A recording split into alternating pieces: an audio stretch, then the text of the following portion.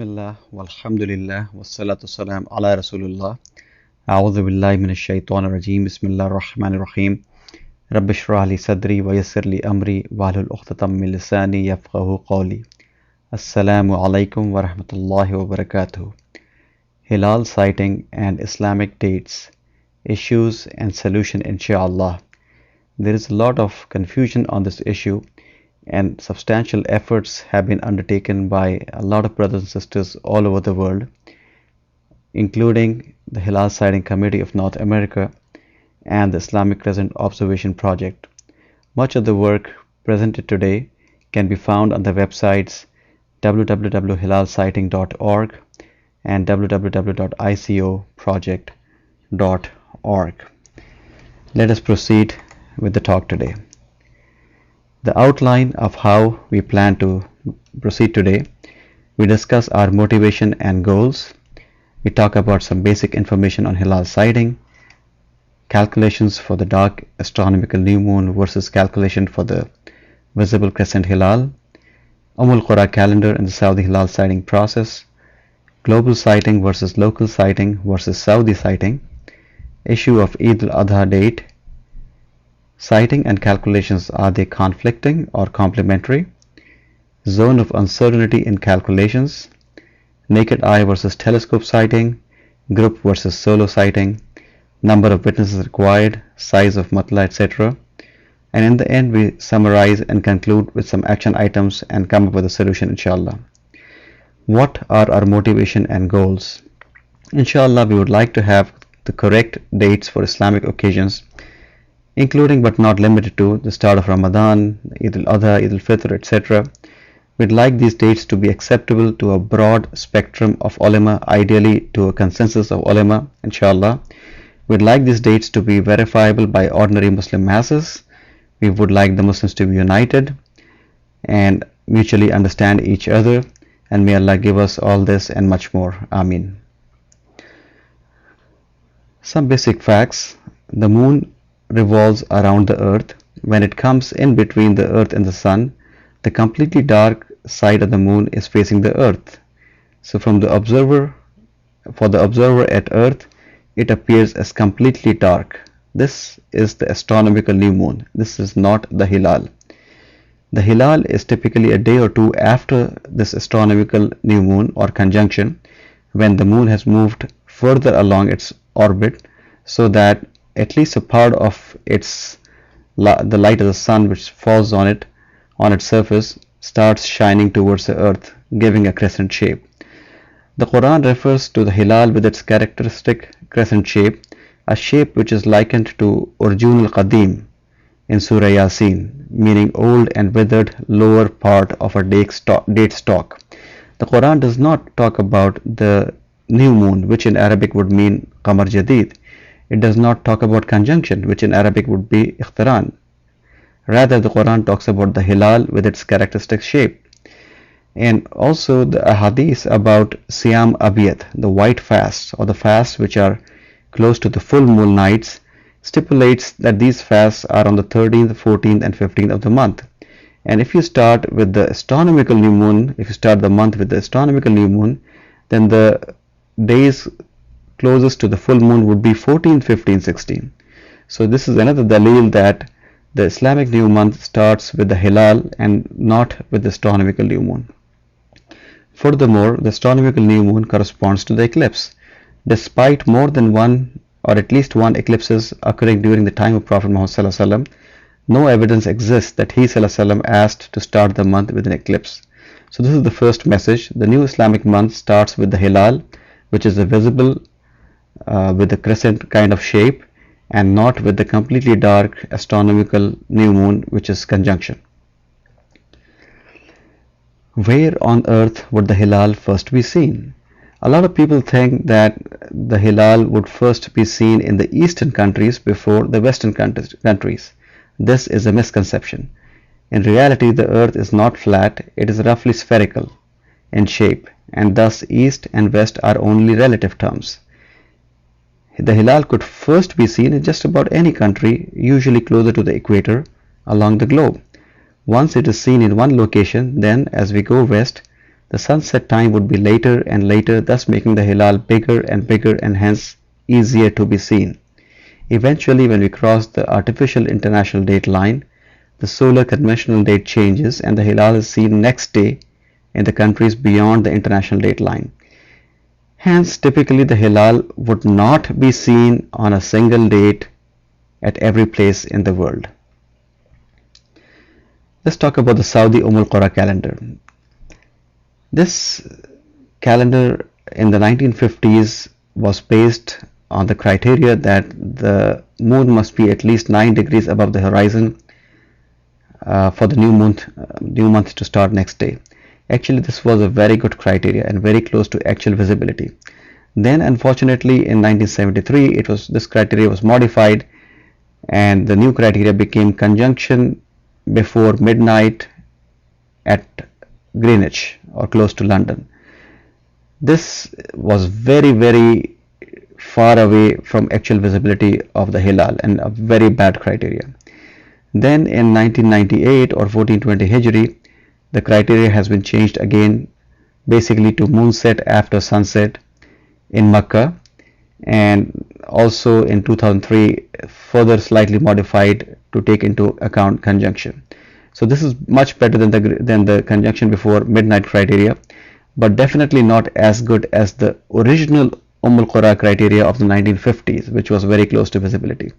So the current criteria is basically meant for civil use. It is not meant for religious dates.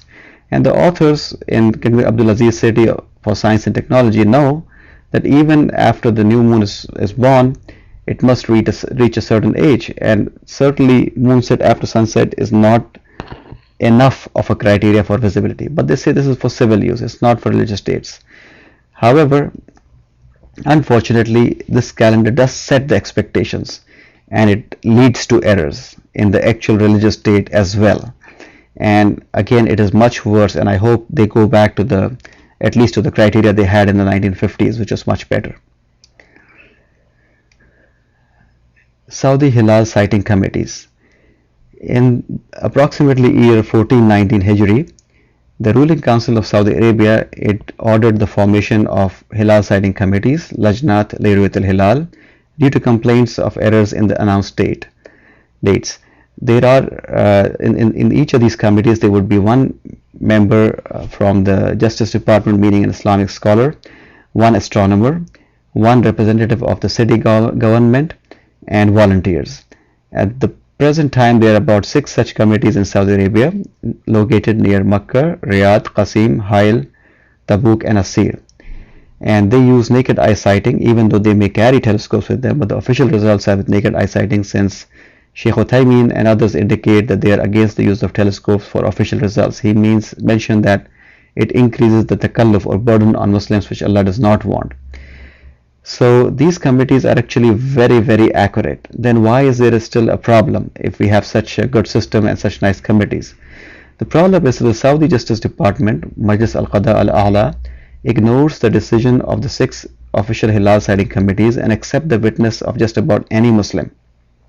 And often the new month is declared while none of these 6 official Hilal sighting committees saw the Hilal.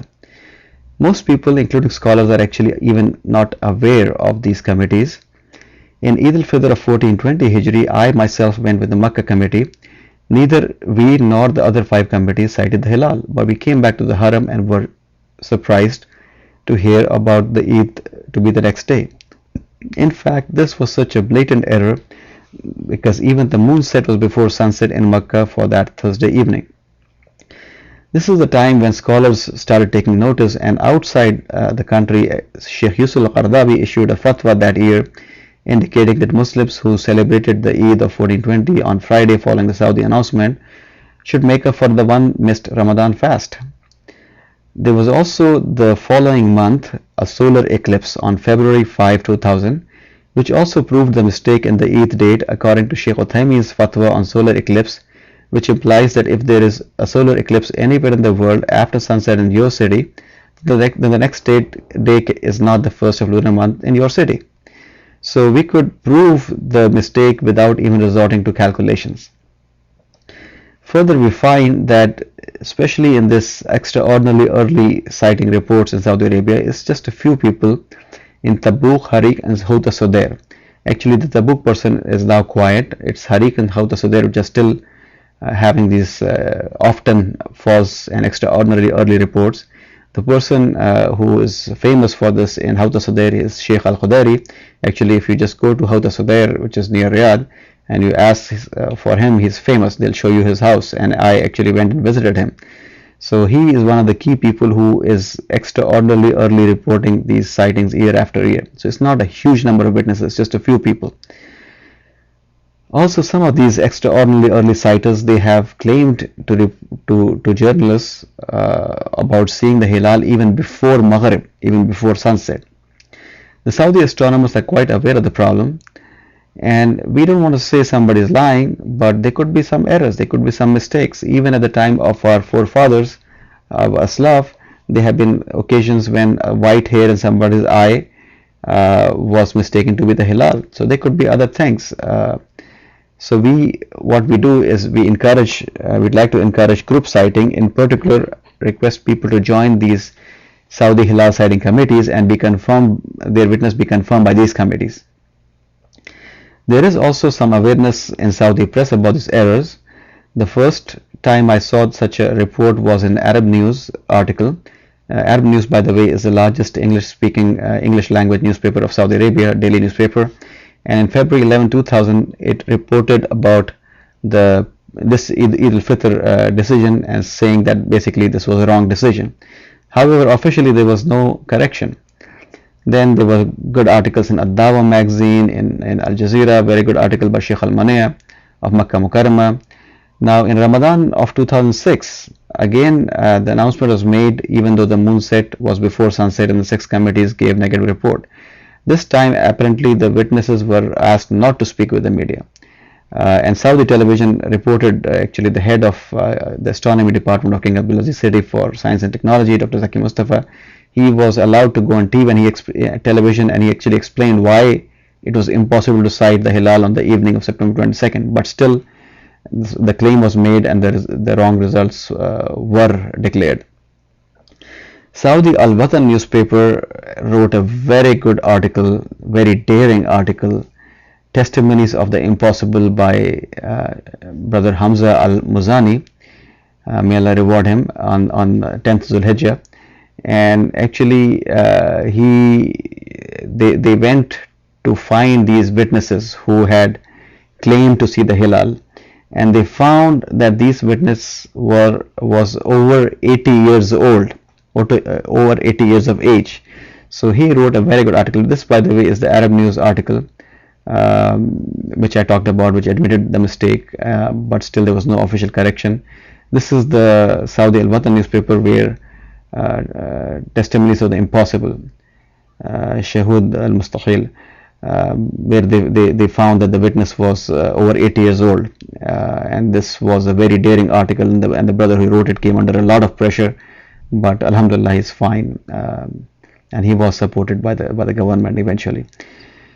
This is the Sheikh Yusuf Al-Qardawi fatwa, which talked about if you broke your fast following the early Saudi announcement, then make up for your missed Ramadan fast.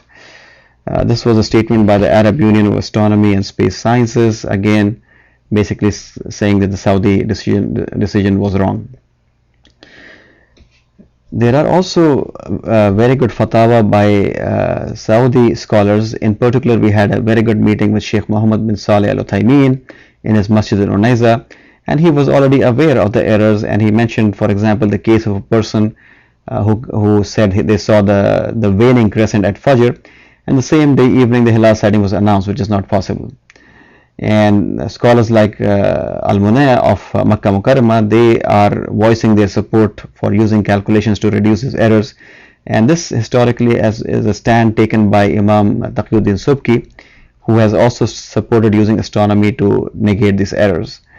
Furthermore, Sheikh Ibn Taymiyyah, who is very widely respected in Saudi Arabia, has written huge articles, huge fatwa, lot of material on how soon the Hilal can appear after the old moon at Fajr disappears, what should be the minimum angle of the Hilal at sunset, for its visibility and so on. And the book I show on the right, Majmu' al-Fatawa of Shaykh al-Islam Ahmad bin Taymiyyah, this book has pages after pages on works which are related to astronomy, an excellent collection which I would really recommend be translated so that this can benefit people and make them understand that the scholars which Saudi Arabia is promoting, they themselves are saying that there should be some element for astronomy and in correcting the mistakes there. In Eid al-Fitr of 1421, actually I received for the first time information that some of the witnesses in Saudi Arabia were turned down. This was perhaps the only occasion I've heard of where they refused witnesses because of the solar eclipse. But of course they will not have an eclipse every time. And I asked the Sheikh in Sheikh Khalid in Mecca whether they will accept the witnesses from the same people the next year, and he said yes, unfortunately. So I said, well, you have already discredited them this year, so why should you accept? But then that's what he said. So the issue is that many scholars are aware, but it may take significant time. Actually, Sheikh Al-Uthaymin, he asked us, our delegation, to write a letter to Majlis al-Kabair al-Ulama, which meets in Taif twice a year. I personally wrote a letter, but I didn't get a response. Let's talk about this issue of local versus global versus Saudi sighting. First of all, there are two well-known fiqhi positions: Ikhtilaf al-Matali, meaning multiple horizons, meaning follow your local sighting, and Ittihad al-Matali, meaning single horizon and follow global sighting, meaning anywhere, follow sighting from anywhere in the world. These are two well-known fiqhi positions. However, these days there is a third new position being promoted, which is saying basically follow Saudi Arabian sighting. This position is different from global sighting, because global sighting means accept the first sighting report, whether it's from Nigeria or Egypt or America, without restricting that report to be only from Saudi Arabia. And this third position is really neither Ikhtilaf al-Matali nor Ittihad al-Matali, and it has no basis in Sharia.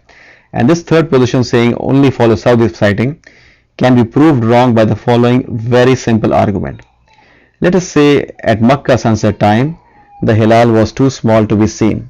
Now, after about 11 hours, let's say you are in California, and now the sun is setting in California.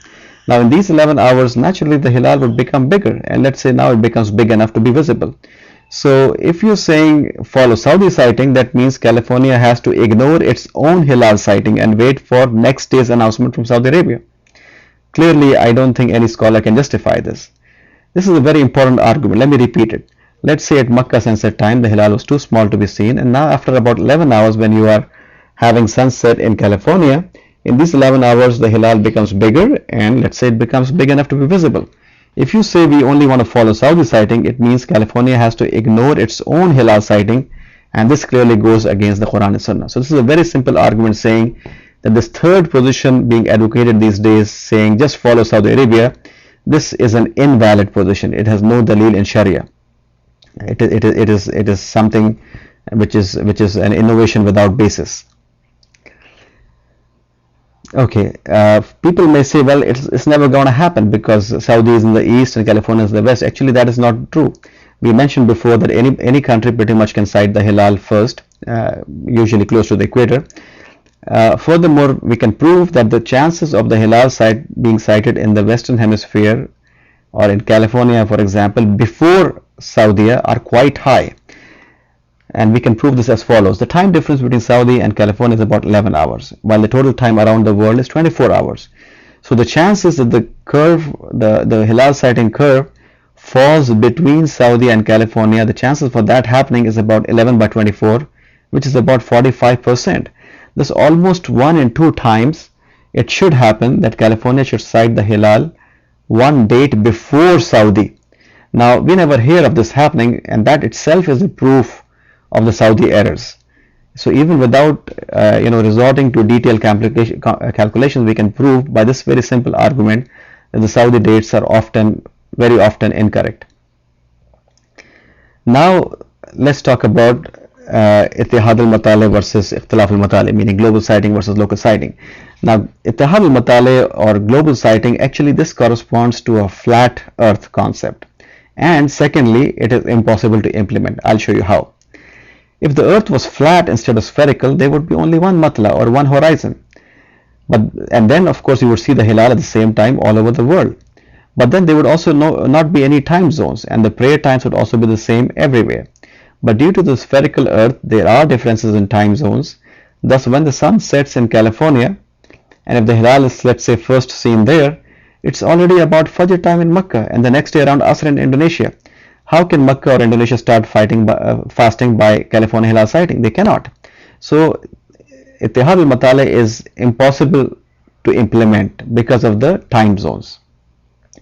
Also, it also introduces another problem, because if you follow Ittihad al-Matale or global sighting, then it's very difficult to authenticate the faraway sightings, and it makes us prone, let's say in America or UK or somewhere here, it makes us prone to the frequent errors in Saudi Arabia and elsewhere. And furthermore, Ittihad al-Matale, it indirectly depends on the artificial international date line, because it depends on that for changing of date, and that's an artificial concept anyway. Now let's discuss Ikhtilaf al-Matale. This is what I say is supported by astronomy and by the international and Saudi scholars. Now let me show you this very nice picture about the hilal visibility curves. On this map, on a projected flat map of the earth, you see these are several somewhat parabola shaped curve. We see 4 such curves over here. The first curve over here, which is the leftmost curve, basically this is for the easily visible area, meaning if you are inside this curve, it should be very easy to see the hilal on this particular date by the naked eye. It should be very easy, unless of course it's cloudy. Then between this curve and the next curve to its right, this is a region of uncertainty, meaning you could see it, you may see it, you may not see it by the naked eye. And then beyond this, you will not see it by the naked eye, but you could see it you would see it very clearly with a telescope. And then this area, maybe you see with a telescope, maybe not. And then beyond this area, all this area over here, you would not be able to see the hilal tonight, even with a telescope. So this is how astronomy today and the models today tell us that there are areas on the earth where it is not possible to see the hilal at all, and there are other areas where it is possible to see the hilal, inshallah, if the weather is not cloudy. So what we're saying is that astronomy is supporting Ikhtilaf al-Matale, and since the earth is spherical and horizons are multiple, meaning Ikhtilaf al-Matale, and then local sighting of hilal is as natural as local prayer times. And the first hilal sighting or the lunar date line or date curve for that month could happen. I mean, these curves you see on this picture over here, these curves, they shift every month. I mean, the next month this curve could be, somewhere over here or somewhere over here. So the first sighting could happen anywhere around the globe, and astronomy is telling us that this hilal sighting curve divides the world into 2 parts which see hilal on different dates, and hence astronomy is telling us the whole world does not see on the same date, and Ikhtilaf al-Matale is what astronomy tells us is the reality. If the earth was flat instead of spherical, of course, then we would see the hilal at the same time everywhere, and Wahdat al-Matale or single horizon would be the rule, and then we would also be praying Salah, let's say Fajr prayer at the same time all over the world, which does not happen. Furthermore, we are saying Ikhtilaf al-Matale, it leads to better accuracy, and it's predictable about 80% of the times or 80% of the occasions for the naked eye sighting criteria. Thus, we should aim for having Eidul Fitr and Eidul Adha, etc. start around much of the populated world in about 24 hours. But these 24 hours would be 2 solar dates because of crossing the international date line, which is an artificial, man-made date line. Note that having 2 dates is not such a big deal, because even at one moment of time, even right now, there are 2 dates prevalent in the world. One part of the world has 1 date, and another part, when you go sufficiently east, it's already into the next date. In fact, people standing within a few meters but on either side of the international date line, they have 2 different dates. So having 2 different dates is not such a big deal, but the Eid should happen in approximately 24 hours in much of the areas, unless we look at the areas close to the poles, which have much less population anyway. So so we should have the celebration start with the Islamic day start with the lunar date curve, but typically happening on more than one solar dates. Ikhtilaf al-Matal is also supported by ulama like Sheikh Al-Uthaymeen of Saudi Arabia, by Ibn Taymiyyah, by Mufti Taqi Usmani, Deputy Chairman of the Islamic Fiqh Academy of OIC, Organization of Islamic Countries in Jeddah, and it is practiced in Saudi Arabia. Furthermore, the Shafi'i, Maliki and Hanbali jurists, they also support Ikhtilaf al-Matali. While some of the early Hanafi jurists, at the time when it was thought that the earth was flat, did support Ittihad al-Matali, it was for short distances and not for the whole world. And today, for example, in the Indian, Pakistan, Bangladesh subcontinent, where the Hanafi fiqh is dominant, Ittihad al-Matali is not practiced. So by and large, we can see that there is a fairly wide consensus of scholars throughout history that Ittihad al-Matali is not appropriate and Ikhtilaf al-Matali is the rule. And the basis for this is Hadith Qurayb, which most of you would know, that a person came from Damascus to Medina and told them about the sighting in Damascus, and Ibn Abbas would not accept his early sighting and said this is how the Prophet ﷺ basically told him to determine the month by local sighting. So the sighting of Damascus was not applicable to sighting to the Islamic date in Medina, and that is a strong basis for religious basis for or Shari basis for Ikhtilaf al-Matali, whereas what I am showing primarily on the slide is the astronomical basis for Ikhtilaf al-Matali, which is because of the spherical geometry of the earth.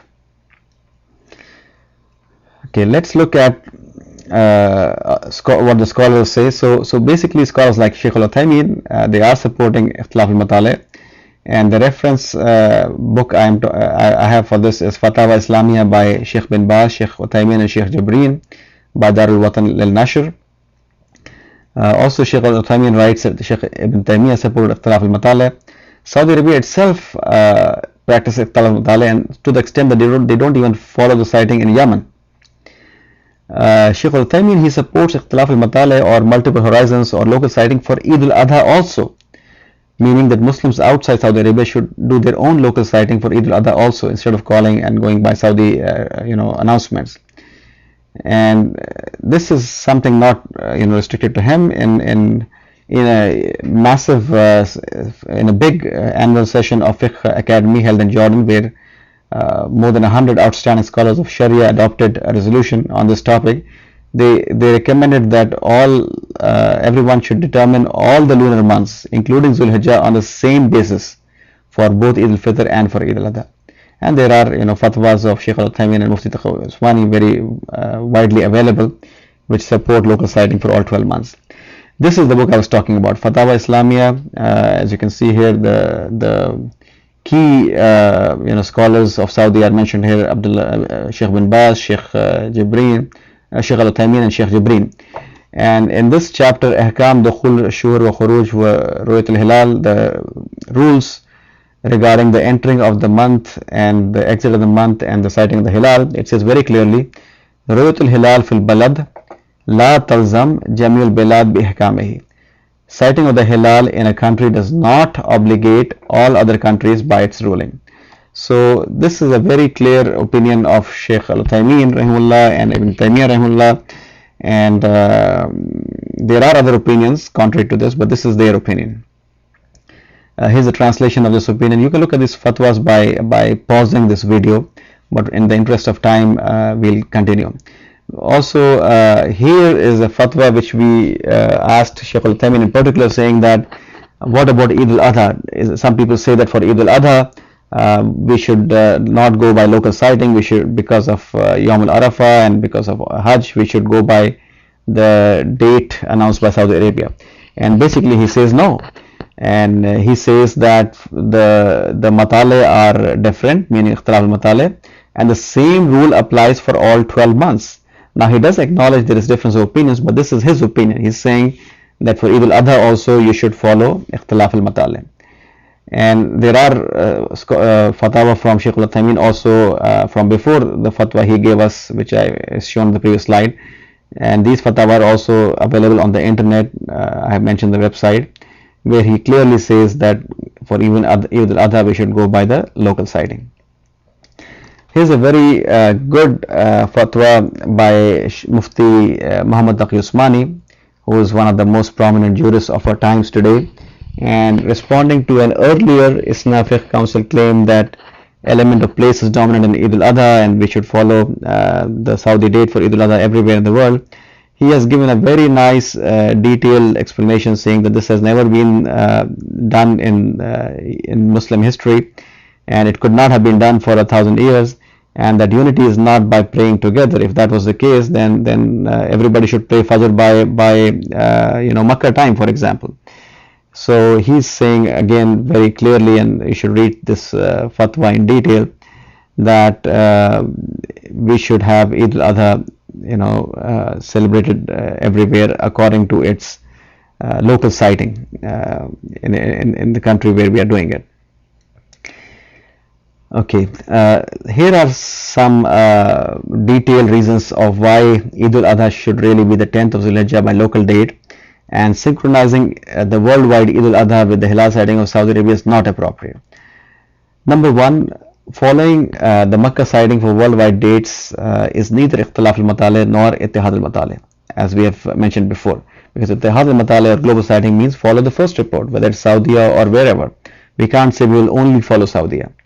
Secondly, we also know that Hajj became obligatory in much later, and Muslims were praying Eid al-Adha for many years before they were doing Hajj. So if there was a link, then how are they were doing it before that? Clearly Eid al-Adha was instituted with the 10th of Zulhijjah. Also, we do not see any evidence from the seerah of Prophet Muhammad ﷺ that he made any attempts to synchronize Eid al-Adha in Medina with the Hilal sighting of Makkah, even though 10 nights and 9 days were enough to send a messenger between Makkah and Medina. Furthermore, actually the Hujjaj don't even pray Eid al-Adha. Also, Sheikh Ibrahim Maiman of Darul Uloom Buffalo, New York, has proven that in the Prophet ﷺ's last year, the calendars of Makkah and Medina were different, and he has proven this in his paper, and here's the reference to the website of his paper. Also, we do not see any evidence of the synchronization between Makkah and Medina from the Khulafa Rashidun, from Tabi'in, from Tabat Tabi'in, and from the Ummah in general. In fact, for over 1,000 years of Islamic history, it was impossible for Muslims in faraway countries to find the Hajj date in time for Eid al-Adha. So how could Allah subhanahu wa ta'ala ask for something which is not even possible for 1,000 years? And then there are clear fatwas of Shaykh al-Uthaymeen, Mufti Taqi Usmani, and so on, who do not support Eid al-Adha worldwide with the Hajj date, and these websites have these fatwa. Furthermore, there is the issue of errors in Saudi Arabia. In the majority of the cases, as we have seen, the 6 official Hilal sighting committees of Saudi Arabia, they differ from and disagree from the official date. So there are errors in the Saudi dates which have been recognized by the Arab Union of Astronomy and Space Sciences and criticized by scholars like Sheikh Yusuf al-Qaradawi, and even the Saudi media has shown these errors, and in particular the article where they went and found that the witness was over 80 years old, the Saudi Al-Watan newspaper article. Furthermore, just one common sense point is that, like we mentioned before, it is possible to see the Zulhijjah Hilal in North America one date before it is seen in Saudi Arabia. So if you say we'll always follow Saudi, then it means that people in North America will have to ignore their own Hilal sighting and wait for a Saudi announcement next day, and this cannot be justified on the basis of Quran and Hadith. So it's very clear that Eid al-Adha is the 10th of Zulhijjah and not to be synchronized with the Hajj date. Furthermore, people say that let's just do it for the sake of unity, and here's a very important point for unity. For those people who believe in the wrong early date following Saudi, then they can pray Eid al-Adha on their second day, because Eid prayers are permissible on any of the 3 days. But those who follow the correct later date cannot pray early. It's invalid for them. So if somebody still believes, in spite of all this, that the Saudi date is correct, well, let them, for the sake of unity, pray on their second day, the Eid al-Adha. Okay, now let's talk about calculations. The first question with the calculation is that what are we calculating? Are we calculating the astronomical new moon, which is completely dark, invisible? It's a no moon, also called Amavasya. Or are we calculating the naked eye visibility of Hilal from the surface of the earth? Obviously, for our purposes, we need the second calculations, which is for the visibility. And also we need to do them for the local matla. In case of North America, for example, the contiguous US and Canada is considered one matla, and I'll talk a little more about that later, inshallah. And we should adopt calculations which reflect visibility in this area. Now ISNA, on the other hand, in 2006 they adopted a calculations which were very much different from actual visibility. ISNA calculations of 2006 were based on even a small possibility of a telescopic sighting at the international date line, and actually even that was proven wrong, because the date they started Ramadan, even crossing the international date line, the Hilal was not seen in Japan, not seen in Indonesia, not seen Malaysia. The first country to see it was next day in Sri Lanka. So how could a sighting of Sri Lanka the next day be used retroactively one date before in starting the Ramadan in America or somewhere else? So clearly ISNA calculations, for want of a better word, I really don't even want to call it calculations, but they are the wrong calculations. Now in 2007 ISNA has again changed its calculations, and now they are based on moonset after sunset in Makkah plus conjunction, and this is making them even more inaccurate. So the point is, if you want to use calculations, first of all use the right calculations, which is calculations for the naked eye visibility of Hilal from the local matla. And the wrong calculations like what ISNA has used as also having bad effect elsewhere. I have personally met the Chief Justice of Saudi Arabia, Rais Majlis Qada al-Ala Sheikh Saleh al-Oidan, who makes this decision on the dates, and last time I went to his masjid in Riyadh and I talked to him, and basically he was using the ISNA calculations to justify the wrong Saudi dates. He was saying that, look, your astronomers in America are also supporting our dates. So it's very important that organizations like ISNA should use, if they want to use calculations, they should use the correct calculations for visibility, not the wrong calculations which they have been promoting. So if you want good calculation models, then Muslim scientists have done them, and they are available in websites like icoproject.org and crescentwatch.org, and you can go to these websites and get visibility based calculation models. Now there is also a zone of uncertainty in calculations. What does this mean? First of all, we already mentioned that calculations should be done to predict the visibility, not to predict the astronomical new moon.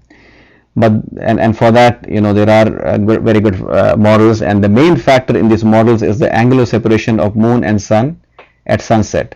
The age of the moon is not the biggest criteria, because in summer you can see a young moon, whereas in winters it needs a much older moon to be seen. But once we decided that yes, we want to use these calculations, the point is that these calculations also have what's called a zone of uncertainty, where we do not know for sure whether Hilal will be visible or not, and this is in about 20% of the areas. And let me show you, take you back to that picture we saw before. These curves we were talking about. So this area is where Hilal will be very easily visible, and here between the two curves, this is the zone of uncertainty for naked eye sighting, where it may be seen, it may not be seen. Likewise, there is a zone of uncertainty for the telescope sighting over here, where it may be seen, it may not be seen.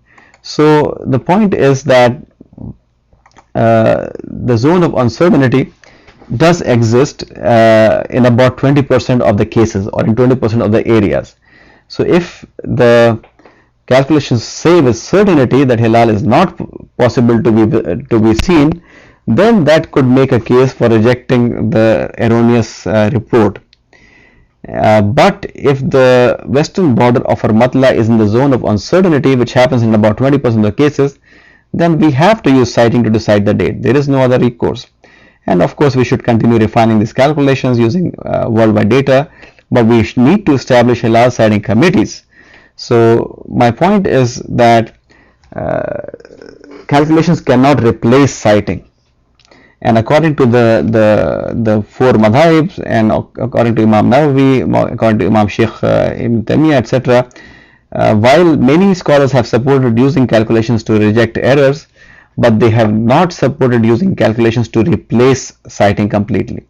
So here's the message: use calculations to negate false sighting, but do not use calculations to replace sighting, at least until they become more reliable. In the sense, I should not use the word reliable, because in many areas they are very reliable, but at least until the zone of uncertainty becomes much smaller.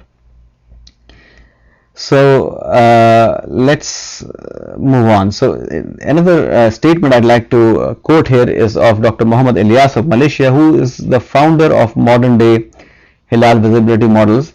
And he basically says that a lot of people who are actually not really astronomers, they have less knowledge of astronomy, they project a bigger confidence in calculations, and they say, well, because the man has landed on the moon, so calculation must be very accurate. Well, calculations of the position of moon are accurate, but the calculations of visibility, they are also accurate, but they have a zone of uncertainty. So in some cases they will give you a definite answer, and in about 20% cases they will not give you a definite answer. So my point is that sighting and calculations are actually complementary, and you need both. Surely Allah subhanahu wa ta'ala has made a system for its universe, and it says in the Quran, in Surah Ar-Rahman, the sun and the moon follow the courses exactly computed. And people like Sheikh Al-Munaya of Makkah Mukarramah, they do use supporting calculations to negate errors, but not to replace sighting completely. And historically, Imam Taqiyuddin Subki has basically mentioned that calculations are a yaqeen or a certainty, while sighting is a zan or something which can have doubt, and yaqeen overrules zan, certainty overrules the doubtful thing. But this, of course, only applies to that part of the calculations which are a certainty, meaning that we are outside the zone of uncertainty. Also, Sheikh Ibn Taymiyyah has talked about using astronomy and the minimum angle for visibility. So what we're saying is that if the calculations say with certainty that Hilal is not visible, then a case could be made to reject the errors. But when we are in the zone of uncertainty, we have to use sighting. So we should keep on refining these calculations and reducing the zone of uncertainty. And for now, we should not replace sighting by calculations. Okay, this is a very good fatwa by Sheikh Al-Uthaymin on solar eclipse and dates, and you should read it in full. But let me just point out to the last portion where it says, therefore, if a person claims that the month began in the same night when an eclipse took place after sunset, is like a person who claims that the moon would be in a full moon position in the same night when it is born, or like a person who claims that the sun would rise before dawn, or like a baby will show up before he gets out of the womb of his mother. All these things are impossible according to the rules and behavior that Almighty Allah subhanahu wa ta'ala has ordained for this splendid universe in its precise system. As for the belief in the power of Almighty Allah, there is no doubt that Allah Almighty is capable to do anything, and He is also capable to combine the two moons and to separate them and to dim them or to make them shining in their light at any time, as He stated in the glorious Quran in Surah Al-Qiyamah. At length, when the sight is dazed and the moon is buried in darkness, and the sun and moon are joined together, that day man will say, where is the refuge? And he continues, but the rules that the Almighty Allah laid down concerning the sun and the moon of this world are fixed and do not change, except in the case of a miracle for a prophet or in the honor of a wali. So basically he is implying that don't expect these miraculous sightings in Saudi Arabia every year. These are miracles can happen, but it's very rare thing, and it's for a prophet or a wali. But if you are getting this extraordinary early reports, and if there's, for example, an eclipse after that report, then obviously that's false information.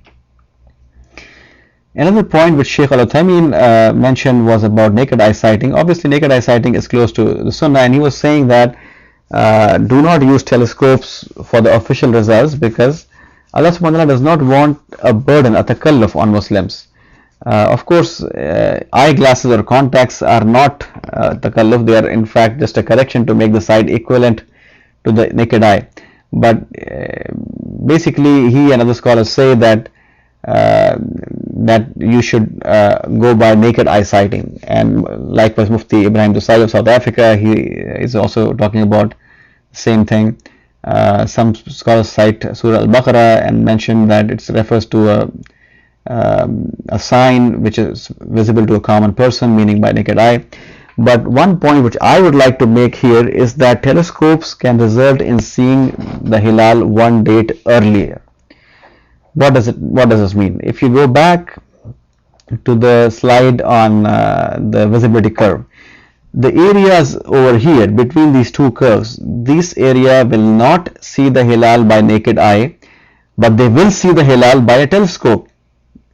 Likewise, this area also could see the Hilal by telescope, but it definitely cannot see the Hilal by naked eye. So if you are in this region, then using the telescopes you will see the Hilal, and without telescopes, just by naked eye, you will not see the Hilal.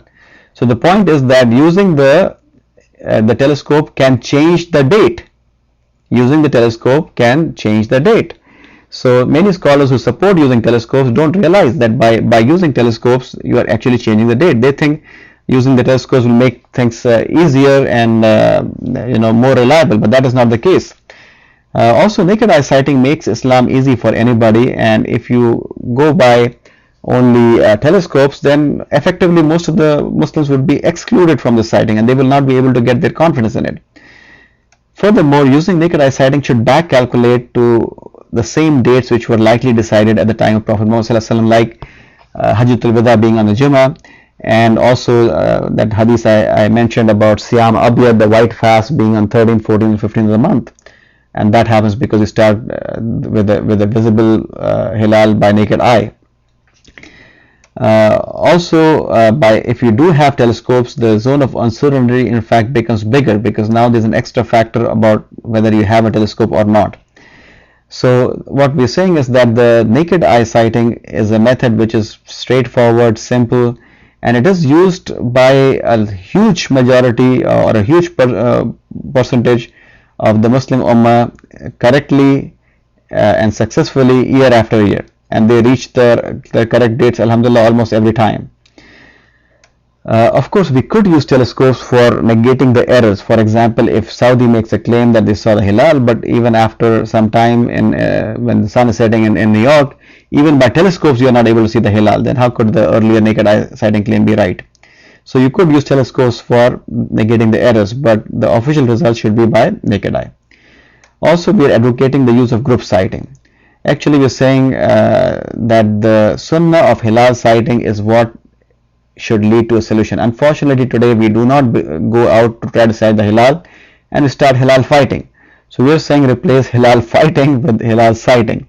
And this sunnah, in fact, there is a masnoon dua to be recited, said to be recited after seeing the Hilal, which is Allahu Akbar, Allahu Akbar, Allahu Akbar, Alhamdulillah alladhi khalaqani wa khalaqaka wa qaddara laka manazil wa ja'ala laka ayatana lil alamin.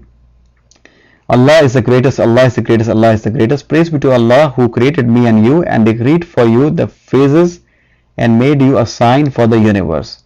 So this is a masnoon dua. So we should go in sighting, and we should try to go as a group, because if you're going alone or solo, then there could be more errors. And also it's mentioned in some of the books that about the Sahaba, that one of them was mistaken by seeing a white hair in his eye. So mistakes can happen, and going in a group could be a solution, inshallah, which means we should establish Hilal sighting committees. And also we should write to the people of influence in Saudi Arabia that they should encourage their people to go with their existing Hilal sighting committees, which can confirm the dates, inshallah, and improve the process there also. Very important point: how many witnesses are needed to confirm a date? Imam Abu Hanifa, Imam Malik and Imam Ahmad, they have required a large number of witnesses. I repeat, they have required a large number of witnesses for a town, not even for a continent, but even for a town, when the sky was clear, when the matla was saf, when the sky was clear. Imam Ahmad did accept one witness for Ramadan and two for Eid if the sky was cloudy. Now what is the reason for this? Well, The hadith in which Prophet Muhammad ﷺ accepted the Shahada or of Hilal sighting of a Bedouin coming outside Medina, also that same hadith mentions that it was cloudy in Medina on that evening. And this is reported in by Ibn Majah in Kitab al-Sawm. That hadith mentioned is that reported is that the Hilal of Shawwal was clouded or covered to us, so we fasted. And then came some writers at the end of the day and they testified to the Prophet ﷺ, indeed we did see the Hilal yesterday, and the Prophet ordered for the fast to be broken and to proceed for Eid the next day. But the key I am pointing out is that it mentions that the sky was clouded in Medina. So scholars, I believe, have used this context of the hadith, and Abu Hanifa, Malik and Ahmad, they require a large number of witnesses when the sky is clear, not just one or two. Imam Shafi does accept one witness for Ramadan and two for Eid, but if you want to follow Imam Shafi, then you have to follow his entire fatwa, and his fatwa indicates that the matla is only about 48 miles, meaning that you will only make a decision based on the Hilal in your town or other towns which are about 48 miles or the qasr distance after which you shorten the prayers. So Imam Shafi, while he accepts small number of witnesses, but he also shortens the matla to pretty much just a town and a neighboring towns, not for a whole country or a continent. Imam Abu Yusuf, when he was a Qadi of Baghdad, he required more than 50 people for a positive decision on date. Imam Abu Yusuf and Imam Muhammad are also told to have required a group from each masjid in the town, such a large number that it is difficult to discredit them. Imam Khalf bin Ayyub in Balkh, he asked for a minimum of 500 witnesses. He was a Qadi, and this problem had become common by then. And also it's said that Hazrat Umar did not accept the claim of sighting by some if the moon was not visible to others, including him in the same spot. So what we are saying is this problem is not new. It has already been solved by the scholars in the past by requiring a large number of witnesses, and that same solution could be used today. Now, today, one of the foremost scholars today of our times, Mufti Taqi Usmani, he has given us a very good fatwa which I believe is going to solve a problem, inshallah. What he says is that the evidence of only a few persons should not be taken as a proof of existence of moon at the horizon, and Ramadan or Eid should not be started on that basis alone, unless there is evidence of people in overwhelming numbers that they themselves have seen the moon, in which case it may be said that there was something wrong in the calculation. But in the absence of such an evidence, the only one or two people's shahada should not be relied upon. And he's saying this view of mine is based on the ruling given by a large number of jurists that if the horizon is clear, the evidence of two people is not enough for proving a crescent hilal until it is established by an evidence of a great number of people about whom it is not imaginable that they may have connived to give a false evidence. And this requirement is based on the common sense that if the horizon is clear, then the moon must have been seen by a large number of people. And by analogy, he is applying this requirement of clear skies, a large number of people, or Jam' Ghafir, to the case when the astronomical calculation says it's not possible. So basically, he has extended, in this ijtihad, he has extended the requirement of a large number of witnesses in the case of clear skies, to the case when astronomers say it is not possible to see. This resolution, this has been adopted in the 2007 San Jose Conference, California Conference resolution of Muslim scholars, and this is the basis for the Hilal Sighting Committee of North America, that in the cases where astronomy indicates that it's not possible to see the Hilal, we do not accept a short number of very few witnesses, but we ask for a large number of witnesses. And that's the report at that website. I would urge you to look at the report in detail. One question which remains is, what is the size of our matla? Now, as I mentioned before, Imam Shafi is reported to have accepted a matla which is very small, just about a city and its neighboring cities within 48 miles. Most jurists today, they support a bigger matla. However, the matla size should not be so wide in terms of time zones that it becomes a problem for the people in the eastern part of the matla to wait late in the night for news to arrive after sunset in the western part. Furthermore, the latitudinal distance, meaning along the same longitude, should not be too much because seasonal variations have a large effect on Hilal visibility. For example, if it is summer, it's easier to see a young Hilal, whereas in winters, it takes a much older Hilal to be seen. Furthermore, the religious basis for Ikhtilaf al-Matali is Hadith Qurayb, where Damascus sighting was not accepted for Medina. And the main difference between Damascus and Medina is not that of time zones. The main difference is the difference in latitudes. So, for example, we should not go down, and for North America, we should not include South America in its matla, for example. Now, actually, my personal view is to use the Hilal visibility curves to decide the matla, but this becomes a little more complex. So, for now, at least, we are promoting in the Hilal Sighting Committee of North America that the contiguous US plus Canada would be our matla, inshallah. For other places like England, for example, if they are not able to have Hilal sighting locally, then I would suggest they go to a nearby country like Morocco, like Maghreb, which mashallah is very accurate in its results. So they could follow Maghreb if they are not able to do things locally. Let us summarize what we learned today. Number one, the visible Hilal with its characteristic crescent shape, a shape which is described as Urjun al-Qadim in Surah Yasin. This is typically a day or more after the completely dark or invisible astronomical new moon or no moon. So the month starts with the Hilal, not with the astronomical new moon. Number two, pretty much any place around the earth, usually in the tropical area, can be the point of first visibility of the Hilal. Then as we go west of this place, Hilal should be bigger and easier to be seen. And often the Hilal should be seen in the west before Saudi. Number three, if we say follow just the Saudi announcements for worldwide dates, this idea is neither Ikhtilaf al-Matali or local sighting nor Ittihad al-Matali or global sighting, which means follow the first sighting without restricting to Saudi.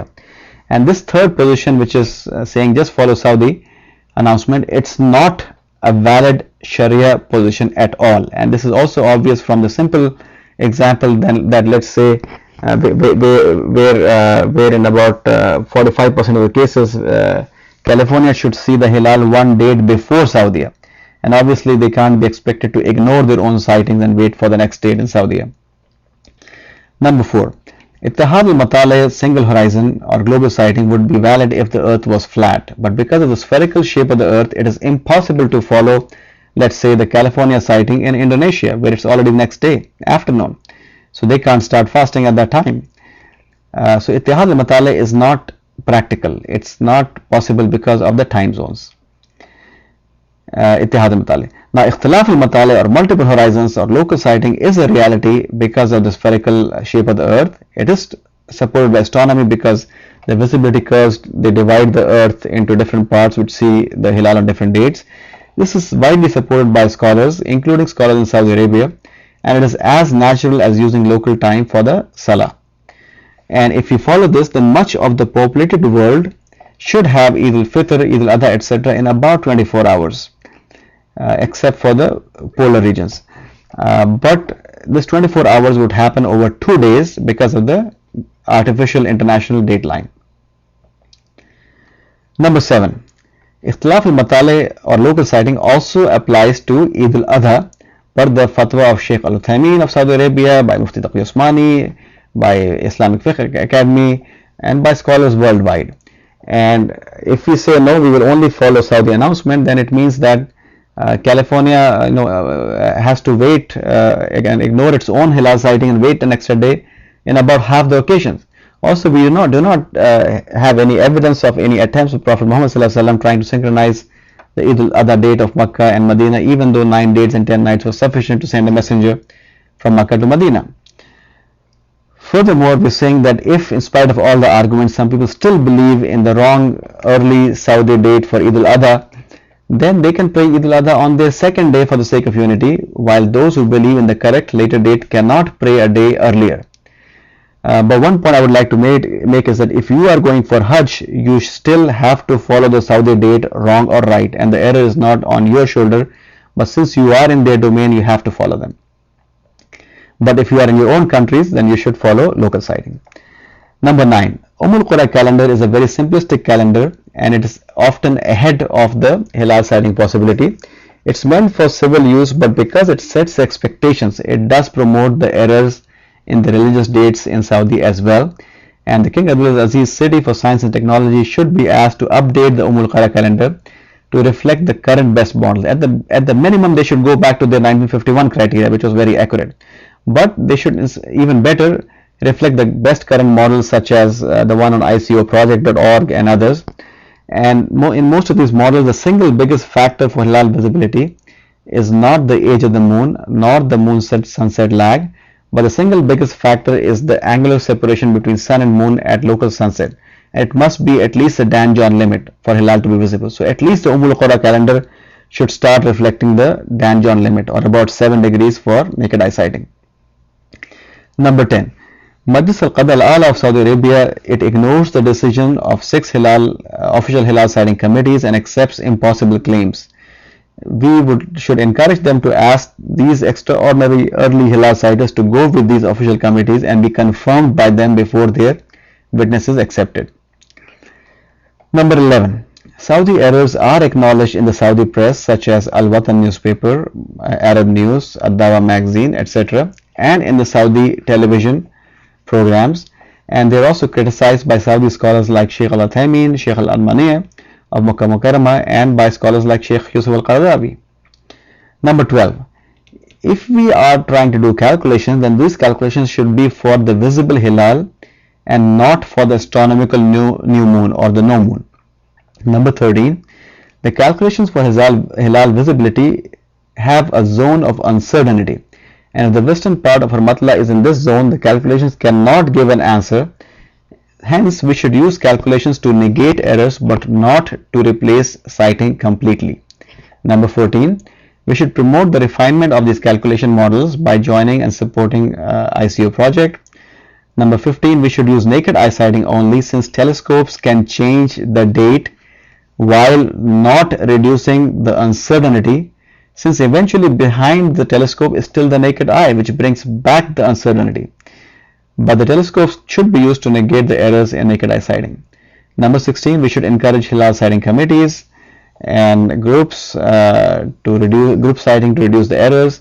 The Hilal Sighting Committee of North America, www.hilalsighting.org, has been formed for this purpose, and it requires a large number of witnesses, following the precedent from scholars who require a Jam-e Ghafir of the case of clear skies and extend it to the case of astronomical impossibility. So if astronomy says it's not possible, then the Hilal Sighting Committee, following this fatwa, will ask for a large number of witnesses and not just a few. Number 17. The size of matla should be not too wide nor too long, and ideally the visibility curve should be used, but that's a little more complex. So for now, we are promoting in North America the contiguous US plus Canada matla. Now for some action items. First of all, we have understood here that just following the Saudi date has no basis in Sharia, because it's neither ikhtilaf al-matale nor wahdat al-matale. So we should understand and promote that. Secondly, we should use local sighting, which is supported by astronomy and recommended and used by Saudi scholars like Sheikh Al-Uthaymin for all 12 months, including Eidul Fitr and Eidul Adha. And we should use astronomy to reject errors, and in particular if the angular separation between sun and moon at local sunset is less than 7 degrees or Dan-John limit, then it's impossible to see by naked eye. So we should use astronomy, and the fatwa of Mufti Taqi Usmani helps us in the sense that we can ask for a much larger number of witnesses when astronomy says it's impossible. We should write to the people of influence in Saudi Arabia saying that these extraordinary early sighters, or whoever wants to sight the Hilal, should go in the group of one of these Hilal sighting committees and be confirmed by them. Also, we would encourage the Ummul Qura calendar of Saudi Arabia, which is a civil calendar but which sets the expectations of people and influences the wrong religious dates. We encourage that it should be updated to reflect the current best models. At least it should reflect the Dan-John limit of 7 degree angular separation. And if not even that, at least it should go back to the 1950s calendar of Ummul Qura, which was very accurate. We should encourage the Hilal sighting, the Sunnah of Hilal sighting in general, because that I think is the real solution, and help in projects like ICOP. We should publish pictures of the thin Hilal on websites to disprove the false report of the previous evening. This is being done by ICOP and also by Zaytuna, Sheikh Hamza Yusuf's website, and elsewhere. We should continue the efforts with hikmah and education and with du'as. Furthermore, two things I want to note again. First of all, those going for Hajj still have to follow the Saudi dates, wrong or right, and the error, inshallah, is not on them. May Allah forgive. But the other thing I'm saying is that this effort to correct this problem has to be with hikmah, has to be with brotherhood.